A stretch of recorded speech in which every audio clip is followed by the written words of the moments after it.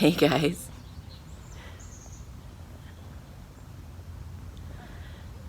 I'm at the park. How many of you have been butthurt over something really, really stupid and little? I was hanging out with a group of friends the other day. One of them was lagging behind because she was really tired from work. So she was literally like shuffling around. The other two, me and another friend, just jumped ahead to go do something we knew that was kind of a time-sensitive matter. So we hurried up and got ahead of her. And she comes up and she's complaining. She's just like, "What? I can't believe you guys like left me behind," and all this kind of stuff. And we were like, okay, because we were like in a zone and we were really happy and we were doing our own thing, and it was a really good thing. So we ended up being able to talk about it and everything, and she felt better. But that's what we tend to do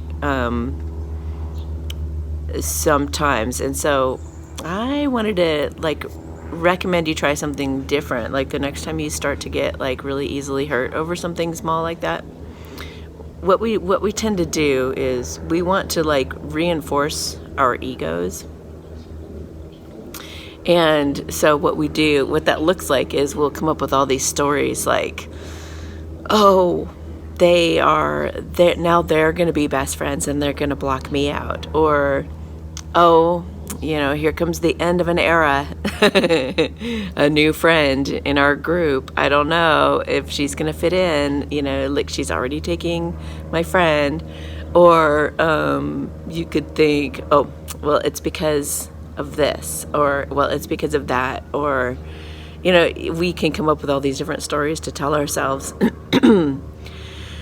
But the real truth of the matter is there's nothing actually happening except for two people running ahead, having a good time, like a couple of dogs in a park, right?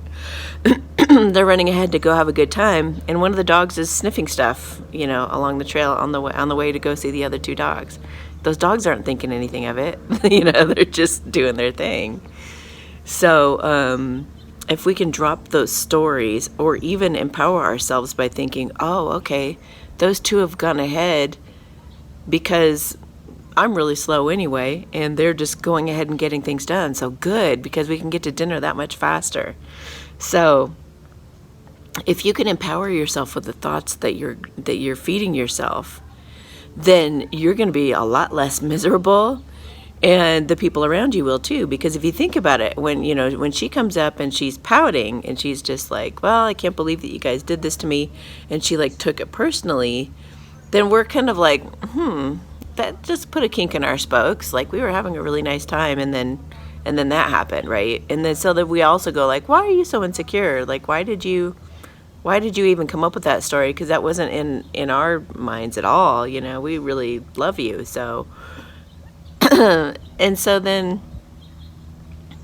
if she would have just been like non-assuming and just let the story go and just showed up when she showed up and was like, hey, okay, how can I help? Now that I'm here, I'm such a slowpoke or whatever.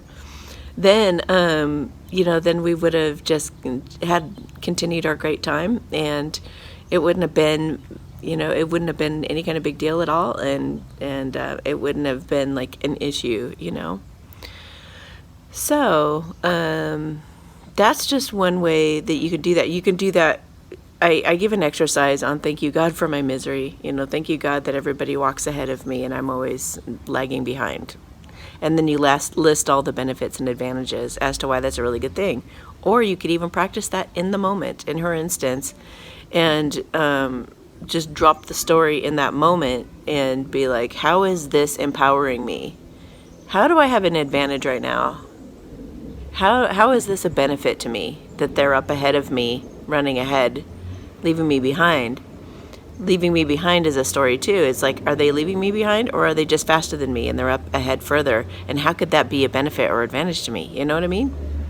So either you're feeding yourself thoughts that are making you feel like a victim, or you're going to be feeding your thoughts feeding yourself thoughts that empower you and make you feel strong and help you to feel like clear-headed and not so foggy and emotional. You know what I mean? So practice that the next time you start to feel flustered and see what happens. Okay, well, I got little kids running around, so I'm going to end this.